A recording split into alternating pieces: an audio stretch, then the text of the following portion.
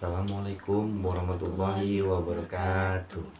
Hai teman-teman, kita jumpa lagi di channel YouTube Preti Sardelina. Hari ini kita akan membahas tentang perjalanan awal kami bisa sampai di Pekanbaru, berobat di Pekanbaru ya teman-teman. Awal mulanya gimana mah? Waktu pas mama di RSUD itu masuk ke ICU itu siapa yang bawa ke sana?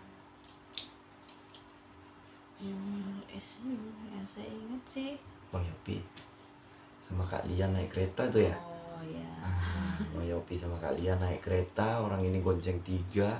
Waktu itu saya pas lagi ngurus surat rujukan tuh, surat rujukan di Puskesmas. Jadi istri saya itu tinggal di Pasir ya Maya, tinggal di Pasir Pengarean, tempat kakak saya.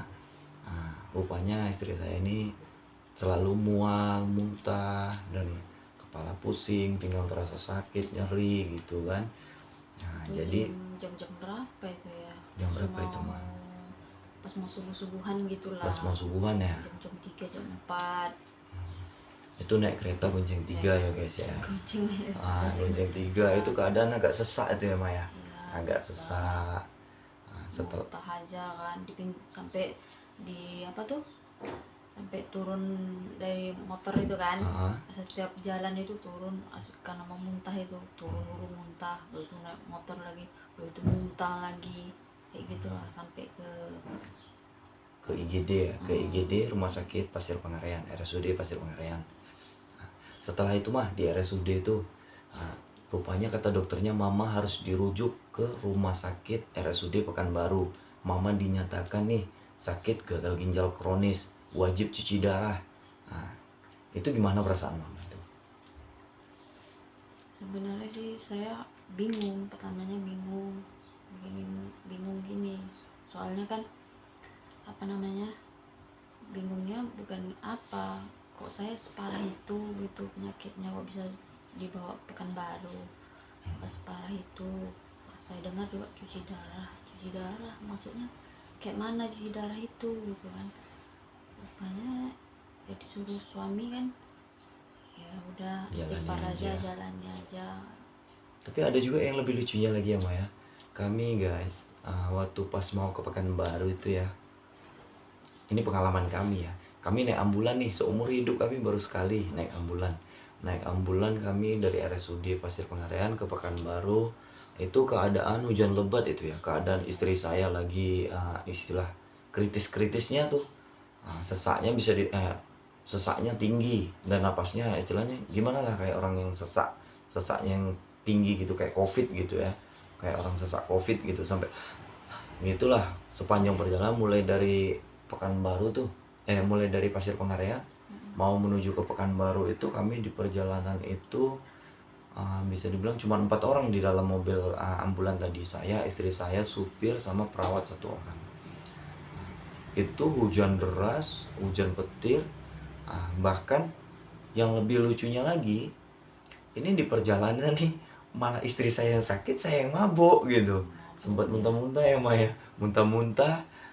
Itulah lucunya guys. Jadi ada juga kesan-kesan lucu kami, ada juga kesan sedih kami di situ. Jadi setelah kami di Pekanbaru, di RSUD Pekanbaru, istri saya pagi harinya itu jumpa dengan dokternya, dokter penyakit dalam.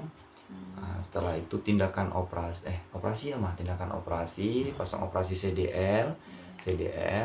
Setelah operasi CDL itu akses untuk cuci darah tadi ya guys ya. Di dada ya. Di dada bagian kiri ya, sebelah kiri. Setelah dipasang CDL, istri saya lanjut nih cuci darah. Itu gimana perasaan mama pertama kalinya cuci darah? Ada rasa takut kah, atau was-was, atau gimana, atau biasa aja? Gimana perasaan? Takut sih, sebenarnya takut, apalagi kan nengok jarum itu kan. Jarumnya besar ya? Jarumnya besar. Pertama itu kayak di tangan sini 1, sakit guys.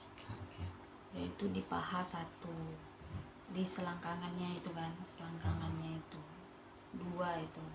Situ pertamanya karena belum aksesnya ini kan belum siap sih, belum bisa boleh dipakai. Jadi disusuk di sini 1, di selangkangan sini paha H1 itu rasanya ya Allah pokoknya sakit kali karena kan pertama-tama gitu.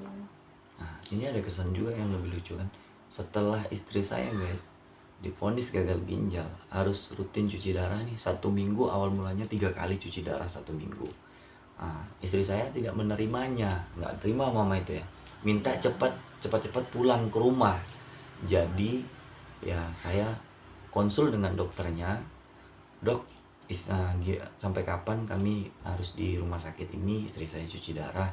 Kata dokternya, tunggu pak, tunggu untuk nanti kalau ada istilahnya gimana, kata dokternya itu nanti kalau udah agak mendingan gitu kan, agak mendingan, hasil urium dan kreatininnya bisa normal kembali, boleh pulang katanya kan. Di saat itu mama nggak sabar tuh ya ma. Istri saya nggak sabar, minta pulang. Terakhirnya saya datangi lagi dokter tadi, dokter Arizal ya, dokter penyakit dalam RSUD Arifin Aman Pekanbaru. Saya datangi lagi, dok, kami minta traveling lah pulang. Terakhir dikasih lah surat traveling tadi oleh dokter, karena pihak rumah sakit dan dokter di rumah sakit tersebut tidak berani menahan seorang pasien ya. Kalau pasien ini minta dirujuk pulang, dokter akan memberikan rujukan pulang karena pihak rumah sakit akan memberikannya. Akhirnya pulang. Kami pingin lebaran di rumah tuh, lebaran di rumah, iya pas puasa kan. Besoknya malam takbir gitu. Kami niatnya ini cuma satu, pingin lebaran kumpul dengan keluarga dan anak-anak. Tapi Allah berkehendak lain. Pas malam takbirnya istri saya kambuh. Nah, terjadilah sesak yang tinggi tuh ya mas. Sesak yang tinggi. Sesak, gelisah, pengen rasanya ngamuk. Habis itu marah-marah aja mama ya, karena tensinya tinggi ya guys ya. Tensinya 237 per 130 itu guys. Jadi sempet kayak orang istilahnya kayak kesurupan gitu, orang kerasukan gitu kan. Jadi meronta-ronta, bahkan akses yang di sininya masih ada tuh selang yang dinamakan CDL tadi, akses untuk cuci darah, mau dicabutnya sama istri saya. Sempat saya berkeras sama istri saya. Saya selalu menasihati istri saya, kasih masukan. Saya bilang, ma, banyak istighfar. Kalau bilang itu ya, istighfar. Tapi kan udah nggak sabar kan, udah nggak tahan, akhirnya dilarikan lagi kan, dilahirkan lagi ke RSUD Pasir Pengarayan. Setelah di RSUD, di situ dibilang dokternya itu pas pandemi ya guys ya. Pas pandemi dibilang dokternya saya harus menandatangani surat di situ bahwasannya istri saya wajib diisolasi. Tapi saya guys tidak menerima karena istri saya kan bukan positif COVID gitu kan. Jadi saya tidak mau menandatangani berkas dari rumah sakit tadi. Jadi kami malam itu juga kami pergi ke Pekanbaru, ke rumah sakit Eka Hospital ya Maya. Ke rumah sakit Eka Hospital ada istilahnya cowok kakak saya yang namanya si Polan itulah, beliau lah yang mengantar kami sampai ke Pekanbaru. Kami cuma bertiga tuh guys, berempat, saya, istri saya, setelah itu adik ipar saya sama abang itulah ya. Abang itu memang baik. Jadi setelah kami di perjalanan dari Pasir mau ke Pekanbaru, kami bawa oksigen 2 guys, karena sesak istri saya tinggi, bawa oksigen 2. Setelah sampai di daerah Sungai Silam dekat dari Pekanbaru ya, di situ istri saya tadi gasnya habis. Gas oksigennya gasnya habis ya, Jadi mau apa nggak ada. Jadi mau buka apa tadi regulator oksigen, tidak ada kunci-kunci gitu kan. Jadi terpaksa lah kami gedor rumah orang. Ya gimana lagi kan, karena ini bersangkutan dengan nyawa. Kalau mau diteriakin pencuri, perampok ya silakan. Yang jelas tujuan kita itu niatnya istilahnya tapi alhamdulillah bagus ya, tapi alhamdulillah orang gitu. Mau bantu. Orang itu niatnya mau bantu dan menolong kami, alhamdulillah lah. Akhirnya bisa kami lanjut di perjalanan sampai di Bangkinang nih, sampai di Bangkinang supirnya ngantuk. Ah, setelah cowok kakak kami tadi ngantuk, baru kami bilang, bang aku nggak bisa lanjut soalnya istri saya nih kayak gini, kalau sempet kita berhenti oksigennya nanti nggak cukup, ini nyawa loh taruhannya. Terakhir saya kan tidak pandai naik mobil ya, bawa mobil. Pandai sih sikit-sikit. Pandai sikit-sikit sama saja enggak itu mah. Pandai. Terakhirnya itulah tetap kami lanjutkan perjalanan kami. Saya bilang sama supirnya, udahlah bang, daripada kita berhenti soalnya ini kan bersangkutan dengan nyawa istri saya, tetap aja lah lanjut gitu kan. Tapi saya yang bawa mobil tadi gitu kan dari Bangkinang ke Pekanbaru, tapi alhamdulillah bisa sampai di tujuan dengan selamat. Itu semua atas izin Allah Subhanahu wa taala. Dan begitu sampai di Pekanbaru di Rumah Sakit Eka Hospital, istri saya nih masuk ke IGD ya, masuk ke IGD karena kan keadaan darurat ya. Masuk di IGD ditangani oleh dokter IGD. Setelah di IGD langsung istri saya disarankan wajib isolasi selama 3 hari. Kita ikutin lah prosedur rumah sakit. Masuklah di isolasi tadi 3 hari. Habis itu mama bilang ya, istri saya nelfon saya, video call, Pak jemput katanya kan. Jadi saya jemputlah, saya naik ke lantai 6 ya, lantai 6 ruangan isolasi di Rumah Sakit Eka Hospital. Naik ke lantai 6, rupanya begitu saya sampai di meja jaga, di dokter jaga di lantai 6 tadi di ruangan isolasi, dokternya dan perawat-perawat lain di dalam ruangan tadi teriak, ada pasien-pasien yang mau melarikan diri. Masih ingat nama itu? Mungkin mama nggak ingat ya. Nggak ingat ya, udah nggak sadar. Jadi itulah kami terakhirnya, saya tanya sama dokternya siapa, Bu Preti mau melarikan diri, mau kabur. Jadi selang-selang tadi guys, selang infus apa semua tadi yang ada di tangan dicabutin sama istri saya. Keadaan itu ya namanya pasien kan cuman pakai istilah busana apa itulah kan gitu. Mau kabur melarikan diri, pakai rumah sakit, mau kabur melarikan diri karena kan kondisinya istilahnya gimana, tensi tinggi, nggak beraturan, jadi kan bawaannya emosi, jadi nggak marah-marah aja gitu kan. Akhirnya setelah itu nggak sadar diri selama kurang lebih 10 hari dari ICU. Diikat.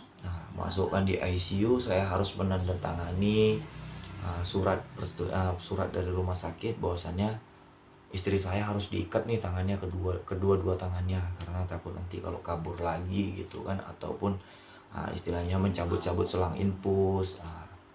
Jadi saya tanda tangani berkas tadi yang dari rumah sakit. Saya setuju bahwasannya istri saya diikat karena tidak ada cara lain ya guys ya. Setelah itu istri saya koma selama kurang lebih 7 hari 7 malam di ICU. Setelah itu 3 hari 3 malam di HCU, 6 hari 6 malam di rawat inap. Begitulah perjalanan kami guys. Setelah itu kami masih rawat jalan nih guys ya, masih rawat jalan. Kami belum ada tempat tinggal, kami numpang lah guys, numpang di tempat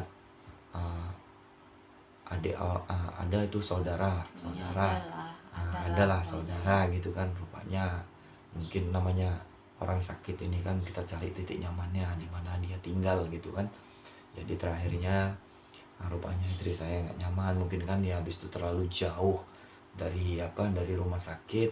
Kami mikirkan untuk biaya transportasinya, karena kalau kami di Pekanbaru ini kan kayak saya kan nggak bekerja gitu kan, nggak bisa bekerja karena nggak usaha pun udah tutup gitu, udah bisa-bisan lah. Jadi untuk berobat ini, jadi intinya itulah guys ya, kami pindah dari satu tempat ke tempat yang lain, pindah dari udah 4 kali lah kami pindah-pindah rumah, dari rumah Sipolan pindah ke rumah Sipolan, dari rumah Sipolan pindah ke rumah Sipolan, dan akhirnya saya usul kepada orang tua saya dan kepada mertua saya, kasihan ya, supaya gimana nih untuk tindak lanjutnya, untuk kelanjutannya. Dan istri saya supaya istri saya nyaman berobatnya, itulah saya cari kos. Akhirnya dapat juga lah, alhamdulillah ya Ma, dapat kos. Tempat inilah kos kami. Semoga ini yang Nah, terakhir ya. semoga ini menjadi yang terakhir. Bisa pindah-pindah lagi. Nah, pokoknya sedih lah guys, apalagi yang terakhir kemarin kami bisa dibilang keluar dari rumah sakit Eka Hospital, itu sangat sedih guys. Karena paskes kami tidak bisa masuk ke rumah sakit kami. Gimana ya, bisa dibilang BPJS KIS ya, BPJS KIS, BPJS pemerintah tuh kami tidak bisa masuk ke situ. Sampai istri saya nangis tuh, sempet gimana mama bilang, apa aku nggak bisa lanjut berobat lagi atau gimana itu ya. Nah, gimana dengan istilahnya kesembuhan istri saya gitu, gimana perasaan mama itu? Perasaannya sih ya sedih, tapi rumah sakit masih bisa menerima kita cuci darah. Yang paling penting bisa cuci darah aja udahlah, syukur, nggak perlu yang mewah-mewah kali. Apalagi sempat kemarin itu lebih sedih lagi ada ya Mbak ya. Nah, yang baru-baru ini kan, itulah apa yang baru-baru ini Mbak sedihnya Mbak. Sempet mau kayak kehabisan ongkos ya Mbak ya, kehabisan Iya, ongkos dan obat-obatan obat-obat pun ongkos. habis juga karena ya guys ya, ini ya sharing ya, karena obat-obatan dari rumah sakit itu tidak semua di cover oleh BPJS. Sebagian besar kita beli juga obat dari luar. Nah, jadi sempat juga kami kemarin ya gimana lah, kami selama ini sudah ya berterima kasih banyak kepada kedua orang tua kami, yaitu keluargaku dan mertuaku yang peduli sama kami, yang sayang sama kami. Nah, tapi kami kemarin sempat kami keinginan sih istilahnya gimana supaya nggak merepotin keluarga lagi, karena selama 1 tahun lebih kami berobat selalu menjadi beban keluarga gitu kan. Jadi sempat kami kemarin uang nih guys, tinggal pikir besok kalau misalkan Allah berikan rezeki sama kita mah ya alhamdulillah, insya Allah ada jalan rezekinya dari Allah. Pasti selalu itu, karena Allah kan ada di mana-mana, ada selalu dekat sama kita semua. Dan Allah itu sifatnya Rahman Rahim ya guys ya, pengasih dan penyayang. Dia Allah itu maha kuasa lah. Sampai detik ini aku masih diberi kesehatan, masih diberi napas. Itu atas izin Allah. Saya pikir kemarin tuh pas saya masuk apa tuh Masuk ICU yang terakhir. saya nggak sadar itu, ya Allah, entah apa masih bisa, entah apa lah, pikiran tak mana-mana lah ya kan. Sampai sampai detik ini masih diberi sehat kayak gini lah, alhamdulillah. Ya jadi itulah makanya kami selalu bersyukur kepada Allah Subhanahu Wa Taala. Kami yakin bahwasannya insya Allah atas izin Allah Subhanahu Wa Taala istri saya akan lanjut berobat sampai insya Allah sembuh. Kami hanya bisa berterima kasih kepada teman-teman di luar sana, teman-teman FB yang telah support dan dukung kami terus, yang sudah peduli sama keluarga kami. Terima kasih. Semoga Allah Subhanahu Wa Taala membalas kebaikan. Amin, amin ya Allah. Karena kami tidak mampu untuk membalasnya ya guys ya. Jadi saran buat teman-teman di luar sana yang misalkan nih kita lagi diuji oleh Allah, kita lagi diberikan ujian oleh Allah, yaitu mungkin ujian dari sakit, atau kita hancur atau turun usaha kita, atau kita terpuruk dalam usaha kita bangkrut, Kita tetap bersyukur. kita harus tetap bersyukur, jangan pernah takut. Karena apa? Allah itu maha mengetahui, Allah itu akan memberikan kemudahan dan kelancaran buat orang yang mau bersyukur dan menerima. Kita juga hidup di dunia ini cuma sementara guys, yang kekal tuh di akhirat. Jadi makanya banyak teman-teman di sana tuh, di luar sana, pasangan ini, dua orang ini kok selalu begini ya, saya jadi iri gini-gini. Jangan pernah iri guys. Karena apa? Kami berdua ini tidak sempurna yang kalian pikirkan.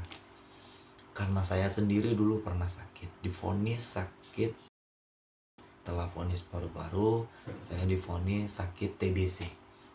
Itu semua bisa dibilang saya dulu udah kayaknya gimana lah rasa hidup ini. badan saya kurus kering, tapi berkat support dan dukungan seorang istri, saya masih bisa bertahan sampai detik ini. Makanya Ganti-gantian kita ya ya. ganti-gantian. Pertama dia yang sakit, baru saya. Makanya dari Sama situ, guys, ganti-gantian. kalau kita pasangan ini saling melengkapi satu sama lain, insya Allah bakalan langgeng. Jangan kita beranggapan ini begini-begini, jangan. Kami tidak sempurna yang kalian anggap. Yang sempurna itu cuma Allah Subhanahu wa Ta'ala. Karena kita semua wajib tetap belajar untuk berbenah diri. Belajarlah berbenah diri. Karena apa? Allah tidak akan merubah hambanya sebelum hambanya yang merubahnya sendiri. Itu. Jadi saran saya disitulah ya guys ya, buat teman-teman semua. Ya jangan lupa dukung dan support terus channel YouTube kami Preti Sardelina agar kami lebih semangat lagi buat video-videonya untuk berikutnya. agar teman-teman berapa ya? Agar teman-teman mengambil hikmah dari cerita-cerita kami tadi. Teman, jangan lupa tonton terus video kami ya. Dan jangan lupa like, komen, dan subscribe video kami. Terima kasih teman-teman. Assalamualaikum warahmatullahi wabarakatuh.